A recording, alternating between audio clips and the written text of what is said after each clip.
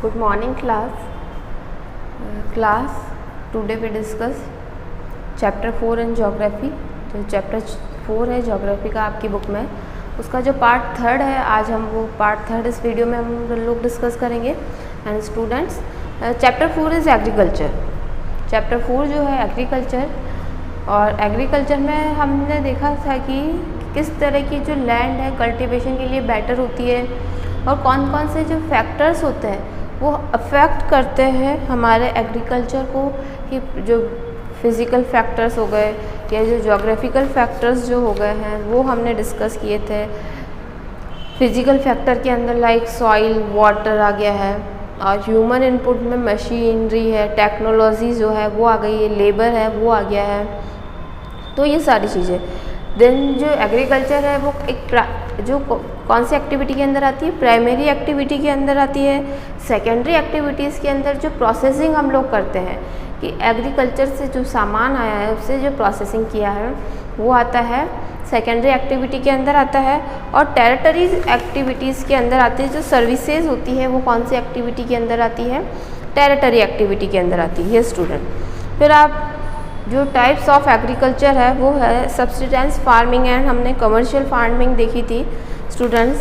फिर shifting cultivation क्या होता है, नॉमेडिक हर्डिंग क्या होता है, ये हम लोगों ने पार्ट 2 में हमने डिस्कस किया था। एंड कमर्शियल फार्मिंग के अंदर हम लोगों ने live ranching, commercial grain farming, mixed farming and plantation हमने डिस्कस किया था। And today we discuss commercial grain farming. In part 3 we discuss commercial grain farming.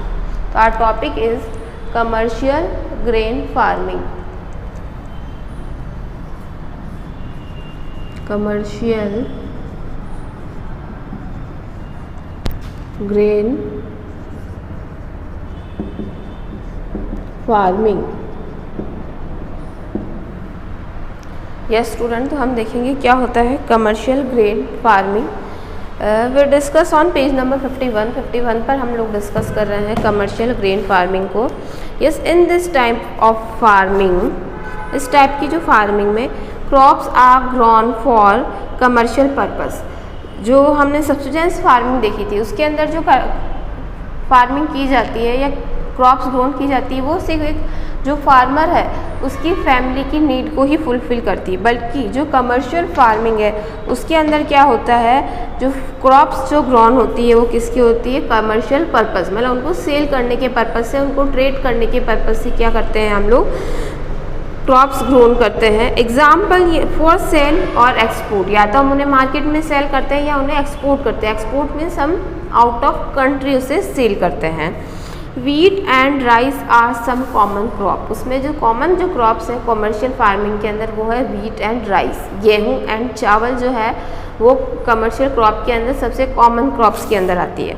फिर आप लोग देखेंगे commercial grain farming is practised on land spreading over 100 of hectares, these are called farms. और जो commercial जो farming practice की जाती है वो एक बहुत ही बड़े लैंड पे की जाती है, बल्कि जो हम सब्सिस्टेंस जो फार्मिंग होती है वो एक फार्मर के पास जो छोटा सा लैंड होता है उसी पे की जाती है। बट जो कमर्शियल फार्मिंग होती है एक बहुत ही बड़े लैंड पर की जाती है, वो कहलाती है कमर्शियल फार्मिंग। उसमें हंड्रेड्स ऑफ हेक्टर, मतलब काफ़ी बीघा ज़मीन पर या काफ़ी हेक्टर्स, 100 ऑफ हेक्टर्स जो फील्ड है या लैंड पर क्या किया जाता है, क्रॉप को ग्रोन किया जाता है। दीज आर कॉल्ड फार्म्स, और उन्हें हम क्या बोलते हैं, फार्म्स बोलते हैं। उन फील्ड्स को हम क्या बोलते हैं, फार्म्स हम लोग बोलते हैं। Yes, such farms are far from populated area. और ये जो फार्म्स होते हैं ये फार्म्स काफ़ी बड़े होते हैं, इनकी जो साइज़ होती है वो काफ़ी बिग होती है। तो दैट्स वाई द रीज़न कि ये बहुत ही दूर होते हैं, जहाँ पॉपुलेशन से काफ़ी दूर होते हैं, कि जहाँ पॉपुलेट एरिया रह रहा है, कि लाइक कोई सिटी है या कोई टाउन है, उससे काफ़ी इनकी डिस्टेंस जो होती है वो ज़्यादा होती है इन फार्म्स की। फिर है different type of modern hi-tech equipment are used for cultivation. यहाँ ये बोल रहा है डिफरेंट टाइप की जो मॉडर्न टेक्नोलॉजी है या हाईटेक इक्विपमेंट है ये वो यूज़ किए जाते हैं इस कल्टीवेशन में। अगर हम कमर्शियल ग्रेन फार्मिंग कर रहे हैं तो उसमें जो हाई टेक्नोलॉजी की मशीन है उनका यूज़ किया जाएगा, और उसमें जो लेबर्स है उनकी नीड भी क्या होती है, ज़्यादा होती है। और यहाँ जो इक्विपमेंट होते हैं, यूज़ हम लोग करते हैं, वो भी क्या होते हैं, हाईटेक होते हैं। फिर नेक्स्ट है, this type of farming is typical in temperate grassland of the world like prairies of North America, the steppes of Russia and the pampas of Argentina. और इस टाइप के जो हमें फार्म्स कहाँ देखने को मिलते हैं, जहाँ टेम्परेट ग्रासलैंड है, लाइक जो पेरीरीज है नॉर्थ अमेरिका के अंदर, स्टेपीज जो रशिया के अंदर है, एंड पैम्पस ऑफ अर्जेंटीना। इस टाइप की कमर्शियल ग्रेन फार्मिंग हमें वहाँ देखने को मिलती है। Due to moderate rainfall, short growing season and severe winters, cultivation is restricted to single crop in type of farming. यहाँ ये बोल रहा है जो रेनफॉल होती है वो भी मॉडरेट होती है, मतलब कम मध्यम रेनफॉल होती है। शॉर्ट ग्रोइंग सीज़न, इनके पास जो क्रॉप ग्रो करने का जो टाइमिंग होता है या सीज़न होता है वो भी कम होता है, और यहाँ विंटर्स होती है, तो इसलिए यहाँ जो कल्टीवेशन है काफ़ी रिस्ट्रिक्टेड होती है। कुछ जो पर्टिकुलर क्रॉप्स है वही यहाँ पर इन फील्ड्स में ग्रोन की जाती है। तो ये हमने डिस्कस किया कमर्शियल ग्रेन फार्मिंग। जो नेक्स्ट जो टर्म है mixed farming. Commercial grown farming का आपको पिक्चर दिख रहा है किस तरह की, एक ही इस तरह की क्रॉप जो यहाँ ग्रोन की हुई है। Now our next point is mixed farming. हमारा जो नेक्स्ट टॉपिक है वो क्या है, मिक्स्ड फार्मिंग। मिक्स्ड फार्मिंग जैसा कि आपको नेम से ही कोई आइडिया आप लोग लगा रहे होंगे कि मिक्स्ड फार्मिंग के अंदर ऑब्वियसली कुछ ना कुछ तो मिक्स हो ही रहा होगा। तो इट्स राइट कि मिक्स्ड फार्मिंग के अंदर हम कुछ मिक्सअप करने वाले हैं। यस, देखिए, in mixed farming cultivation of food grains and rearing of animals are practised together. यहाँ पर क्या होता है, मिक्स्ड फार्मिंग के अंदर हम जो क्रॉप्स है उसे भी कल्टीवेट कर रहे हैं, साथ ही साथ एनिमल रियरिंग मतलब पशुपालन, खेती के साथ क्या हो रहा है, पशुओं को भी पाला जा रहा है। तो ये चीज़ कहलाती है मिक्स्ड फार्मिंग। यहाँ दो वर्क एक साथ हो रहे हैं, animal rearing and crop growing, तो that's why is called mixed farming. Both of the activities are practice on the same land. और एनिमल रियरिंग और जो क्रॉप्स है वो एक ही फील्ड में, ऐसा नहीं कि हमने एनिमल्स को यहाँ पाला हुआ है, हमारा जो फील्ड है वो यहाँ है, नहीं, एक ही एरिया में क्या किया जाता है, उसको जो एनिमल्स रियरिंग भी की जाती है और क्रॉप्स भी ग्रोन की जाती है, इसीलिए इसको मिक्स्ड फार्मिंग बोलते हैं। फिर है besides food grains, fodder for animals is also grown in type of farming. तो यहाँ ये जो फूड ग्रेन के अलावा, अनाज के अलावा, ये बोल रहा है जो एनिमल्स है उनके लिए फूडर भी यहाँ क्या किया जाता है, प्रोड्यूस किया जाता है, मतलब घास वगैरह इन फील्ड्स में लगाई जाती है, किसके लिए, एनिमल्स के लिए।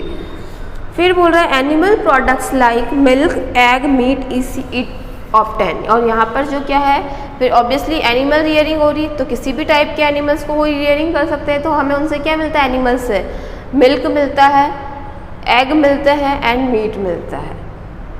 Okay, yes. फिर in this type of farming modern machinery and advance technology are used. इस टाइप की जो फार्मिंग होती है मिक्स्ड फार्मिंग, इसमें जो टेक्नोलॉजी का जो यूज़ हो रहा है वो एडवांस टेक्नोलॉजी है। कौन सी टेक्नोलॉजी का हम लोग यूज़ कर रहे हैं, बहुत एडवांस टाइप की टेक्नोलॉजी का हम लोग यूज़ करते हैं यहाँ पे, और जो मशीन्स होती है वो मॉडर्न होती है। फिर नेक्स्ट तो यहाँ बोला है cow dung is used as natural manure which increase fertility of soil and also enhance crop production. Cow dung मतलब गोबर की यहाँ बात हो रही है। काउ डंग जो है उससे क्या किया जाता है, एक मैन्यूअर मतलब एक खाद के रूप में यूज़ करता है, क्योंकि वो नेचुरल मैन्यूअर, नेचुरल खाद है, प्राकृतिक खाद है काउ डंग, तो उसे यूज़ किया जाता है फील्ड्स में, ताकि क्या हो, प्रोडक्शन जो हो वो इंक्रीज़ हो। आपने सुना भी होगा कि जो काउ डंग का यूज़ किया जाता है एज ए मैन्यूअर, ताकि क्या हो, जो फील्ड में जो क्रॉप्स जो है, क्रॉप्स के अच्छे के लिए या क्रॉप्स के बेटर ग्रोन के लिए, अच्छे प्रोडक्शन के लिए किसका यूज़ किया जाता है, काउ डंग का यूज़ किया जाता है। तो ये भी इसका एडवांटेज है मिक्स्ड फार्मिंग का। फिर है farmer practice crop rotation method to maintain fertility of soil. अब इस मिक्स्ड फार्मिंग के अंदर जो क्रॉप्स जो होती है वो रोटेशन में लगाते हैं, कि अगर इस बार हमने वीट लगाया है तो हम नेक्स्ट टाइम कुछ ग्राम लगा लिया, या कभी मेज़ लगा लिया, कभी कॉटन लगा लिया, तो अलग अलग टाइप की जो क्रॉप्स होती है, मतलब अलग अलग टाइप्स की फसलें यहाँ पर उगाई जाती है इन फील्ड में, ताकि जो उपजाऊपन है जो सॉइल का, मिट्टी की जो फर्टिलिटी वो अवेलेबल रहे, ताकि मिट्टी क्या, अगर हम बार बार क्या लगा रहे हैं, only wheat wheat wheat wheat, तो जो मिट्टी का जो न्यूट्रिशंस है वीट के लिए वो क्या हो जाएगा, ख़त्म हो जाएगा। और फिर जब हम वापस से वीट लगाएंगे तो जो उसका जो प्रोडक्शन होगा इतना अच्छा नहीं होगा। ये अगर हम जो क्रॉप्स है अगर हम उनको रोटेट करते रहते हैं, क्रॉप्स को अगर रोटेट करते हैं, कभी हमने मेज़ लगाया है, कभी कॉटन है, कभी ग्राम है, कभी वेजिटेबल्स है, तो इससे क्या होगा, जिसको जिसके उपजाऊ जो न्यूट्रिशंस कहाँ से चाहिए सॉइल से वो लेते रहेंगे, और इस तरह से जो सॉइल के अंदर जो न्यूट्रिशंस है वो अवेलेबल रहते हैं और हमारा जो प्रोडक्शन है वो भी क्या रहता है, मेंटेन रहता है। अदरवाइज़ हम एक ही टाइप का अगर क्रॉप अगर लगाते हैं तो उससे हमारी जो मिट्टी के न्यूट्रिशंस खत्म हो जाते हैं और फिर प्रोडक्शन धीरे धीरे क्या होने लग जाता है, कम होने लग जाता है। फिर यहाँ ये बोल रहा है mixed farming is practice in highly populated areas USA, Argentina, south eastern Australia, New Zealand, South Africa and some countries of Europe. जो मिक्स्ड फार्मिंग जो अब की जाती है वो कहाँ की जाती है, जहाँ पॉपुलेशन बहुत ज़्यादा है, कि उनके पास लैंड बहुत कम है, इसलिए वो मिक्स्ड फार्मिंग करते हैं कि उसी एरिया में वो एनिमल्स को भी रख लेते हैं और इसी एरिया में इनकी फार्मिंग भी होती जाती है, क्योंकि पॉपुलेशन बहुत ज़्यादा है तो उन्हें ज़्यादा फार्म की नीड है, ज़्यादा लैंड्स की नीड है, तो इसलिए वो कौन सा मेथड ऑब्टेन करते हैं, मिक्स्ड फार्मिंग का, ताकि एनिमल ईयरिंग्स भी हो जाए और साथ साथ क्रॉप्स भी ग्रोन हो जाए। और ये यूएसए में, अर्जेंटीना में, जो साउथ ईस्टर्न ऑस्ट्रेलिया है वहाँ, न्यूजीलैंड में और सम कंट्रीज ऑफ यूरोप में ये होता है मिक्स्ड फार्मिंग। अब नेक्स्ट जो टर्म है प्लांटेशन फार्मिंग, हमारा जो नेक्स्ट टर्म हम डिस्कस करेंगे वो क्या है, प्लांटेशन फार्मिंग। स्टूडेंट जैसा कि आपको नेम से ही कुछ आइडिया आपको हो रहा होगा, प्लांटेशन, प्लांट्स की अगर हम बात करने वाले हैं यहाँ पर प्लांटेशन फार्मिंग के अंदर, लेकिन किस टाइप के प्लांट्स हैं वो आपको यहाँ देखना होगा। यस देखिए, प्लांटेशन फार्मिंग है, it is also a type of commercial farming. ये भी किस टाइप का है, कमर्शियल फार्मिंग के अंदर ही आता है plantation farming. The crops are mainly grown for profit and resemble factory production. और जो क्रॉप्स जो ग्रोन की जाती है वो प्रॉफिट के लिए की जाती है और फैक्ट्री में प्रोडक्शन के लिए, कि उनको फैक्ट्री के अंदर प्रोड्यूस करने के लिए उन क्रॉप्स को भेजा जाता है। तो ये इसलिए इससे प्लांटेशन जो फार्मिंग है। Yes, come to page number 52। In this type of farming a single crop is cultivated on a large area. इस टाइप की फार्मिंग में क्या होता है, एक ही टाइप की क्रॉप का जो टाइप होगा वो ओनली एक ही टाइप की जो क्रॉप ग्रोन करते हैं लार्ज फील्ड में, बहुत ही बड़े फील्ड में सिर्फ एक ही टाइप की क्रॉप को यहाँ लगाया जाता है। In both labour intensive and capital intensive. और इसमें हमें जो प्लांटेशन फार्मिंग है उसमें हमें लेबर की भी काफ़ी नीड होती है और हमें प्लांट्स की भी काफ़ी नीड होती है, इसीलिए इसे बोलते हैं प्लांटेशन। कि इसमें जो हाई टेक्नोलॉजी की भी हमें नीड होगी, जो मशीन्स होती है हाई टेक मशीन्स, उनका भी यहाँ यूज़ किया जाता है और जो लेबर है उसका भी यहाँ पर यूज़ किया जाता है प्लांटेशन फार्मिंग के अंदर। नेक्स्ट जो है products obtain from the plantation farming are processed near fields. फिर जो प्रोडक्ट हमें ऑब्टेन होता है प्लांटेशन फार्मिंग से, उन्हें जो नियर मतलब पास का जो फील्ड होता है उन्हें वहाँ प्रोसीड किया जाता है। मतलब जो भी वहाँ से लाई उसको कटिंग करना या कुछ और करना, लीव्स हटाना या कुछ और भी उनकी सफाई वगैरह करने का काम कहाँ फिर उनके नियर फील्ड्स में करते हैं। Efficient means of transport are essential for transporting the plantation crop. अब यहाँ ये बोल रहा है जहाँ प्लांटेशन की क्या है, अब उसकी भी नीड होती है कि ये प्लांटेशन जो क्रॉप है इनको ट्रांसपोर्ट करके कहीं और ले जाएंगे, क्योंकि हमने ये ग्रो नहीं क्यों करी, मार्केट में सेल आउट करने के लिए। और मार्केट में कैसे जाएगी क्रॉप्स, ऑब्वियसली काफ़ी सारी क्वांटिटी इनकी ज़्यादा है तो हमें ट्रांसपोर्टेशन के लिए ट्रक्स की नीड होगी। तो आसपास के एरिया में क्या होनी चाहिए, ट्रांसपोर्टेशन फैसिलिटी भी होनी चाहिए। अगर हम ट्रांसपोर्टेशन क्रॉप्स ग्रोन कर रहे हैं तो इसके लिए किसकी नीड होती है, ट्रांसपोर्टेशन की भी हाईली नीड होती है।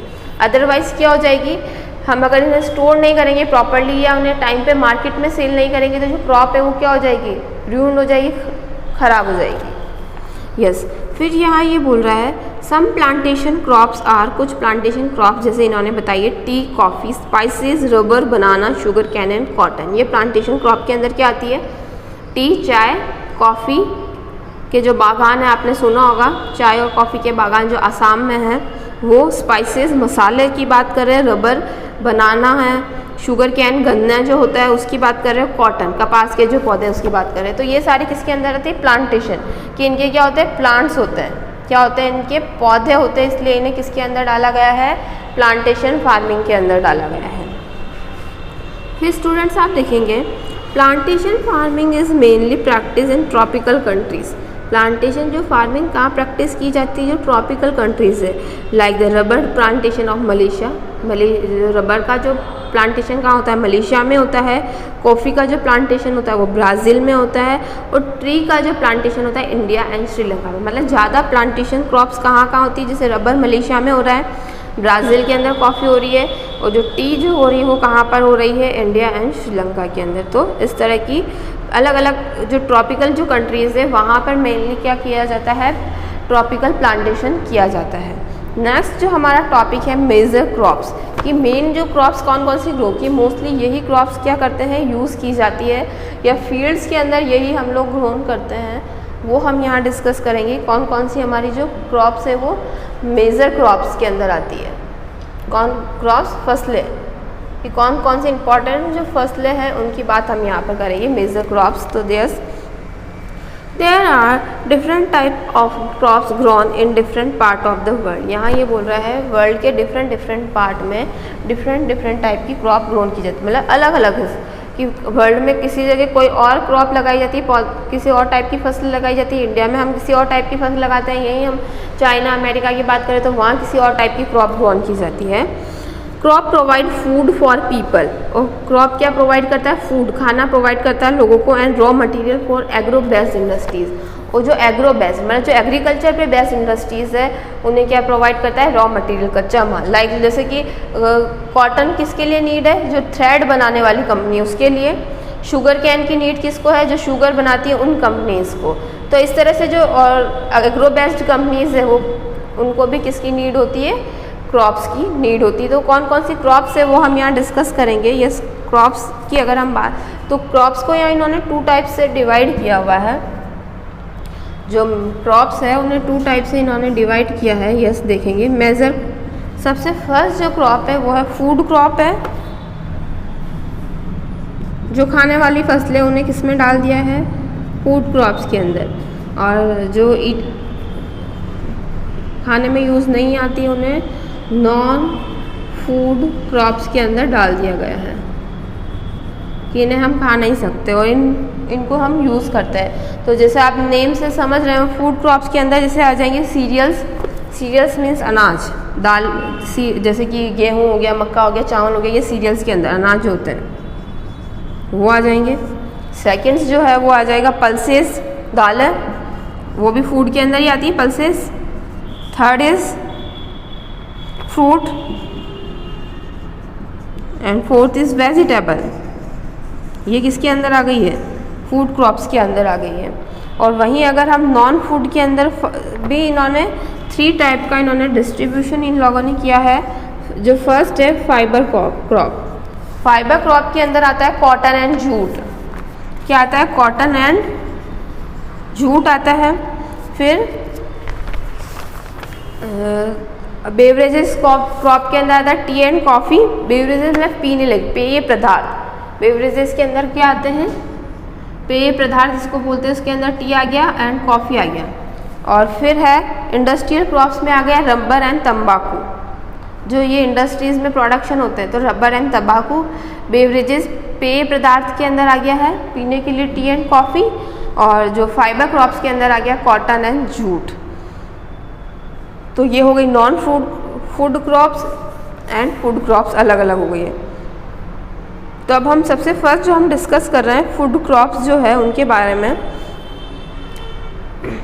क्या डिस्कस करेंगे हम। फर्स्टली जो हम डिस्कस करने वाले हैं कि फूड क्रॉप के बारे में हम लोग डिस्कस करेंगे कि कौन सा टेम्परेचर या किस टाइप की सॉइल की नीड होती है फूड क्रॉप्स को, वो हम यहाँ डिस्कस करेंगे।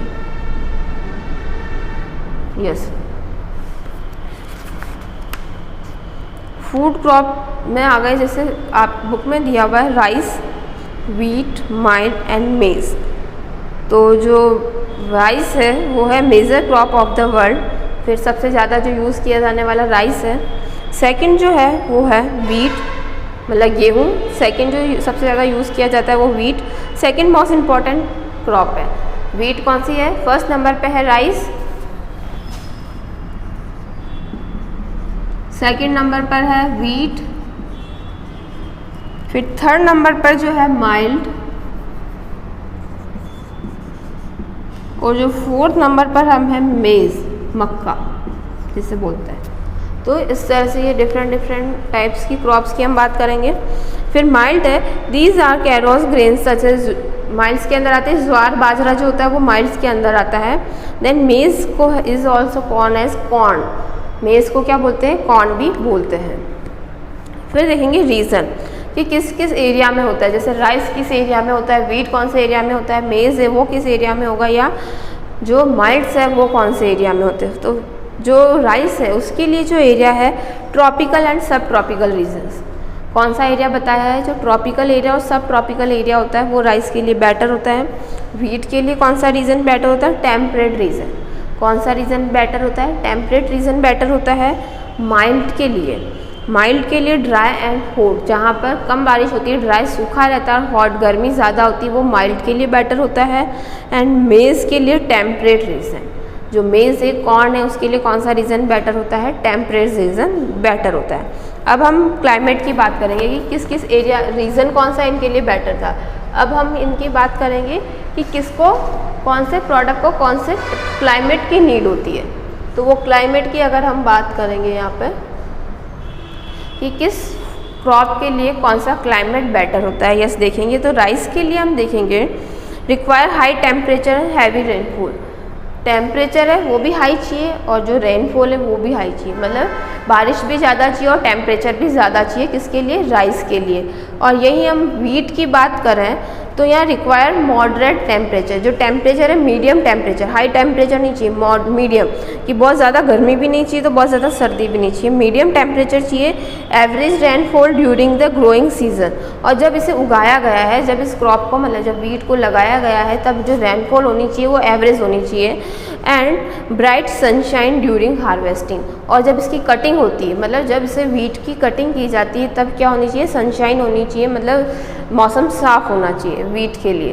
तो क्लियर है कि जो राइस है उसके लिए तो हमें जो टेम्परेचर है वो भी हाई चाहिए और बारिश है वो भी हाई चाहिए। और वीट की हम बात करें तो टेम्परेचर भी हमें मॉडरेट चाहिए, जो रेनफॉल है वो भी एवरेज चाहिए, और जब कटिंग का टाइम होता है मीन्स हार्वेस्टिंग का टाइम होता है तो सनशाइन मतलब मौसम क्लियर होना चाहिए। ओके, फिर है माइल्ड के लिए कौन से क्लाइमेट की नीड होती है, देखेंगे high temperature and very low rainfall is required, इसमें जो टेम्परेचर है वो बहुत ही हाई चाहिए होता है और रेनफॉल बहुत कम चाहिए होती है। माइल्ड की बात हम कर रहे हैं तो इसमें बहुत ही कम बारिश में हो, ये फसलें जो है बहुत कम बारिश में हो जाती है और उनका जो टेम्परेचर है वो भी क्या चाहिए, ज़्यादा चाहिए, मतलब गर्मी वाले एरिया में ये फसलें क्या होती है, ज़्यादा होती है, माइल्ड जो है। फिर नेक्स्ट है मेज़ के लिए कौन से क्लाइमेट की नीड होती है वो हम देखेंगे, रिक्वायर्ड मॉडरेट टेम्परेचर, इसके लिए टेम्परेचर कौन सा चाहिए, मॉडरेट, कि ना ज़्यादा गर्मी वाला टेम्परेचर चाहिए ना बहुत ज़्यादा सर्दी वाला टेम्परेचर चाहिए। And rainfall along with rain, इसके साथ थोड़ी बारिश भी चाहिए। एडिक्वेट सनशाइन, और थोड़ी सनशाइन, वही मौसम क्या होना चाहिए, साफ़ होना चाहिए। तो हमने देखा है कौन कौन से क्लाइमेट की इन 4 टाइप्स की जो हम क्रॉप्स डिस्कस कर रहे हैं उनको, एक तो उनका एरिया, रीजन्स हमने डिस्कस किया और क्लाइमेट डिस्कस किया। अब हम नेक्स्ट पेज नंबर जो 53 पेज नंबर है उस पर सॉइल, कि कौन सी फसल कौन सी सॉइल में होती है ये हम डिस्कस करेंगे, कि मिट्टी की कौन सी नीड होती है वो हम यहाँ देखेंगे। सॉइल, यस, तो सॉइल जो है it grow well in alluvial soil, जो हमें इसके लिए राइस के लिए जो हमें सॉइल चाहिए वो कौन सी सॉइल चाहिए, एलुवाइल सॉइल चाहिए विथ क्लेली सब सॉइल, और इसके साथ जो सब सॉइल जो होनी चाहिए वो क्लेली सब सॉइल होनी चाहिए। As this type of soil can easily retain water, ताकि उसमें जो वाटर है, पानी है, वो रुक सके, मिट्टी के अंदर पानी रह सके, इसके लिए इसे एलुवाइल सॉइल और क्लेली सॉइल की नीड होती है। नेक्स्ट जो है वीट को किस टाइप की सॉइल की नीड होती है, it grow best in area of well drain Lumi और एलुवाइल सॉइल, लूमी सॉइल को चिकनी मिट्टी भी बोलते हैं, किसके लिए, गेहूं के लिए चिकनी मिट्टी और एलुवाइल सॉइल की नीड होती है ताकि अच्छे से ग्रो हो सके। नेक्स्ट जो है माइल्ड से हमारे, उनकी ग्रो के लिए sand soil is suitable for, sand जो मिट्टी वाली जो सॉइल होती है वो इसके लिए अवेलेबल अच्छी होती है, किसके लिए, माइल्ड के लिए। नेक्स्ट जो है मेज़ है, मेज़ के लिए जो होती है it grow area of well drained fertile soil, जहाँ वेल ड्रेन्ड जो सॉइल्स होती हैं वहाँ ये क्या होता है, मैच के लिए वो क्या होता है, बेटर होता है। नेक्स्ट जो हम डिस्कस करेंगे major producers of the world, कि अब ये जो क्रॉप्स जो है कि राइस है, वीट है, मेज़, कहाँ कहाँ ज़्यादा इनका प्रोडक्शन होता है। अगर हम पूरे वर्ल्ड की अगर हम बात करें तो इनका प्रोडक्शन कहाँ कहाँ ज़्यादा हो रहा है वो हम यहाँ डिस्कस करेंगे। तो यस देखिए, China is the largest rice producing country. China में सबसे ज़्यादा प्रोडक्शन होता है राइस का। उसके बाद जो अदर कंट्रीज़ है राइस प्रोडक्शन के अंदर, उनमें इंडिया है, जापान, श्रीलंका एंड इजिप्ट। सबसे ज़्यादा तो चाइना में प्रोडक्शन हो रहा है किसका, राइस का। फिर उसके बाद जापान, श्रीलंका, इजिप्ट हो गया, इंडिया हो गया, यहाँ पे भी प्रोडक्शन होता है। फिर जो वीट की अगर हम बात करें कि वीट कहाँ कहाँ प्रोडक्शन है वो ज़्यादा हो रहा है, तो extensively grown in USA, Canada, Russia, Argentina, Australia and India. सब एक्सट्रीम प्रोडक्शन कहाँ कहाँ हो रहा है, यूएसए में भी हो रहा है, कनाडा में भी हो रहा है, रशिया में भी हो रहा है, अर्जेंटीना में भी हो रहा है एंड ऑस्ट्रेलिया और इंडिया में भी इसका प्रोडक्शन हो रहा है। फिर हम माइल्ड्स की अगर हम बात करें तो द लीडिंग प्रोड्यूसिंग कंट्रीज़ जो है माइल्ड के अंदर वो है India, Nigeria, China and niger. In countries में इसका माइल्ड का प्रोडक्शन हो रहा है। नेक्स्ट जो है अब मेज़ का प्रोडक्शन कहाँ ज़्यादा हो रहा है देखिए, तो the major maize producing countries are, कौन कौन सी कंट्रीज़ है देखिए, नॉर्थ अमेरिका है, ब्राज़ील है, Canada, Russia, China, India and Mexico. इन जगह पे जो मेज़ का प्रोडक्शन क्या हो रहा है, ज़्यादा हो रहा है। नेक्स्ट जो है मेजर प्रोड्यूसर्स इन इंडिया, ये कौन कौन से इंडिया में अब कहाँ किन किन स्टेट्स के अंदर इनका ये जो है इनका प्रोडक्शन ज़्यादा हो रहा है। अब हम इंडिया के स्टेट की बात करेंगे, किसकी बात करेंगे, इंडिया के स्टेट्स की बात करेंगे। इन जो क्रॉप्स का प्रोडक्शन इंडिया के किस एरिया में ज़्यादा हो रहा है, तो यस देखिए, West Bengal is leading producer of rice. West Bengal जो है वो लीडिंग प्रोड्यूसर है किसका, राइस का। Where 2-3 crops are grown in year, यहाँ पर जो 2 से 3 क्रॉप्स पूरे साल में कितनी 2 से 3 फसलें ये लोग चावल की ले लेते हैं, due to favourable geographical condition, क्योंकि वहाँ की जो जोग्राफिकल कंडीशंस है वो इतनी फेवरेबल है, इतनी अच्छी है कि वहाँ पूरे साल में 2 से 3 बार ये किसकी चावल की फसल होती है, सिर्फ 2 से 3 बार। और हम अगर राजस्थान में बात करें तो हमारे यहाँ हर सीज़न में अलग अलग फसल होती है, कभी गेहूँ होता है, देन मक्का होता है, और बाकी माइल्स जो होते हैं ज्वार बाजरा ये होता है, कभी वेजिटेबल्स होती है। और वहीं देखो चावल की जो क्या हो रही है, 3 बार फसल हो रही है वेस्ट बंगाल में। फिर है वीट की हम बात करें तो विंटर सीजन में आती है और रबी क्रॉप है। जो वीट कौन सी क्रॉप के अंदर आती है, रबी क्रॉप के अंदर आती है, और ये कहाँ कहाँ हो रही है, पंजाब में, हरियाणा में और उत्तर प्रदेश में। सबसे ज़्यादा जो स्टेट्स में प्रोडक्शन हो रहा है पंजाब, हरियाणा, उत्तर प्रदेश में किसका हो रहा है, यूपी के अंदर गेहूं का। फिर जो नेक्स्ट है माइल्ड्स जो होती है उन्हें रागी, जो रागी है वो कहाँ हो रही है, कर्नाटका में, तमिलनाडु में। जवार जो हो रहा है वो कर्नाटका और आंध्र प्रदेश, महाराष्ट्र और मध्य प्रदेश के अंदर हो रहा है। और bajra in the dry of area, जो ड्राई एरिया है वहाँ पर बाजरा हो रहा है, जैसे उत्तर प्रदेश हो गया, गुजरात हो गया, राजस्थान हो गया, महाराष्ट्र। मतलब माइल्ड्स के अंदर भी जो अलग अलग फसलों को डाला गया है, अलग अलग डिफरेंट टाइप्स की क्रॉप्स को डाला गया है, जैसे रावी, ज्वार एंड बाजरा। तो ये भी अलग अलग एरियाज़ में हो रहा है इंडिया के। नाउ नेक्स्ट इज़ मेज़, कि मेज़ कहाँ पर प्रोडक्शन हो रहा है, प्रोड्यूस हो रहा है इंडिया में, तो उत्तर प्रदेश यूपी में हो रहा है, राजस्थान में, बिहार में, पंजाब में। Are the leading producer in maize in India, ये लीडिंग प्रोड्यूसर है मेज़ के इंडिया के अंदर, ये स्टेट्स जो है वो लीडिंग प्रोड्यूसर है। अब हम जो बात करेंगे, आपको बुक में पिक्चर भी दिख रहा होगा कि राइस के फील्ड का है, वीट कल्टीवेशन का, माइल्ड दिख रहा है एंड मेज़ दिख रहा है। ये स्टूडेंट्स अब जो हम डिस्कस करेंगे, कौन सी क्रॉप डिस्कस करेंगे, फाइबर क्रॉप्स। नेक्स्ट जो हमारा टर्म है वो है फाइबर क्रॉप्स। और फाइबर क्रॉप्स के अंदर क्या आएगा, ये ऑब्वियसली एक तो नॉन फूड क्रॉप के अंदर आती है। किसके अंदर आती है, नॉन फूड क्रॉप के अंदर आती है फाइबर क्रॉप्स। इसके अंदर आता है, मेन जो आता है कॉटन आता है, and then jute. Jute means होता है, आपने बोरी देखी होगी, बोरी जिसे हम बोलते हैं, लोकल लैंग्वेज हमारी उसे बोरी जिसे बोला जाता है, वो जूट की बनी हुई होती है। यस, तो कॉटन एंड जूट जो है वो क्या है, किसके अंदर आते हैं, नॉन फूड के अंदर आते हैं और फाइबर क्रॉप्स है ये। तो वही हम देखेंगे, इनका भी क्लाइमेट है, इनकी जो सॉइल है, फिर मेजर प्रोड्यूसर कौन कौन से हैं इनके, और कहाँ इंडिया में कहाँ कहाँ इनका ज़्यादा प्रोडक्शन हो रहा है वो हम लोग देखेंगे। ये कॉटन, तो cotton is fibre crop which provide raw material to cotton textile industries. हमें कॉटन टेक्सटाइल जो इंडस्ट्रीज़ है, कॉटन का जो कपड़ा बन रहा है वो किससे बन रहा है, कॉटन से ही बनता है। कपास जो उगती है खेतों के अंदर, रुई जैसे, वो कहाँ होती है, पहले उसकी क्रॉप होती है, उसके बाद ही क्या बनता है, कॉटन टेक्सटाइल में जाके उससे कपड़ा बनता है। और जूट की बात करें, jute is called golden fibre. Jute को क्या बोलते हैं, गोल्डन फाइबर भी बोलते हैं, ड्यू टू इस येलो कलर, क्योंकि इसका जो कलर होता है वो येलो होता है। And the valuable foreign exchange it earn through export, और हम इसको एक्सपोर्ट करके मतलब फॉरेन में सेल करके इससे बहुत अच्छा हम मनी अर्न कर सकते हैं जूट को। यस कॉटन, अब इसके भी हम वही क्लाइमेट की अगर हम बात करें कि कौन सा क्लाइमेट इनके लिए बेटर होता है, तो यस हाई टेम्परेचर। कॉटन के लिए जो टेम्परेचर चाहिए वो कौन सा टेम्परेचर चाहिए, हाई टेम्परेचर चाहिए। रेनफॉल होती है वो लेस, मतलब कम बारिश की नीड होती है। And 2 to 10 frost free days are required, और जो 210 दिन जो है फ्रॉस्ट फ्री होने चाहिए इसके लिए। फिर जो है जूट की हम बात करें कि जूट के लिए कौन सा क्लाइमेट चाहिए, हाई टेम्परेचर। जूट के लिए भी हाई टेम्परेचर की नीड होती है।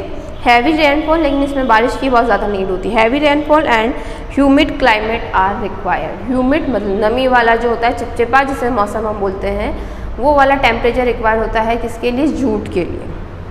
अब सॉइल, कौन सी सॉइल की नीड होती है वो हम यहाँ देखेंगे। तो ये सॉइल देखिए, it can be easily cultivated in black soil and alluvial soil. Cotton के लिए जो सॉइल चाहिए होती है वो ब्लैक सॉइल और एलुवाइल सॉइल चाहिए होती है, वही जूट के लिए जो एलुवाइल सॉइल की ही नीड होती है ओनली। फिर major producer of the world, world में कौन कौन से प्रोड्यूसर है, मतलब कौन कौन सी कंट्रीज़ है जो कॉटन और जूट सबसे ज़्यादा प्रोडक्शन कर रही है, तो China, USA, India, Pakistan, Brazil and Egypt are major cotton producer. ये मेजर कॉटन का प्रोडक्शन कर रहे हैं। फिर India is the second largest producer in the world. India का जो है कॉटन प्रोडक्शन में सेकंड नंबर पर है। फिर है जूट प्रोडक्शन की अगर कंट्रीज़ की हम बात करें तो India, Bangladesh and Brazil are the leading producers of jute. India, Bangladesh, Brazil और बांग्लादेश जो क्या है इसके लीडिंग प्रोड्यूसर है जूट के। नाउ अब जो इंडिया में इनका प्रोडक्शन कहाँ कहाँ हो रहा है कि कॉटन और जूट का सबसे किन किन स्टेट्स में सबसे ज़्यादा प्रोडक्शन हो रहा है, तो देखिए मेजर प्रोड्यूसर्स इन इंडिया में आप देखेंगे the leading cotton producing states in India are Punjab है, हरियाणा, गुजरात, महाराष्ट्र, राजस्थान एंड आंध्र प्रदेश में सबसे ज़्यादा प्रोडक्शन हो रहा है कॉटन का। फिर West Bengal, Jharkhand, Bihar, Assam, Meghalaya, Orissa jute producing state. और जूट का जो प्रोडक्शन हो रहा है वो बिहार में, झारखंड में, वेस्ट बंगाल, आसाम में ज़्यादा हो रहा है, मेघालय में। कॉटन फील्ड आपको दिख रहा है और fibres made from jute after harvest. और जूट हार्वेस्टिंग से कौन सा फाइबर जो मिला है, येलो कलर का फाइबर आपको दिख रहा है वो वो आपको दिख रहा होगा। तो इसलिए इसे कौन सा फाइबर, गोल्डन फाइबर भी इसे बोला जाता है। ओके स्टूडेंट्स, क्लियर है? तो part 3 is complete student. Thank you, have a nice day.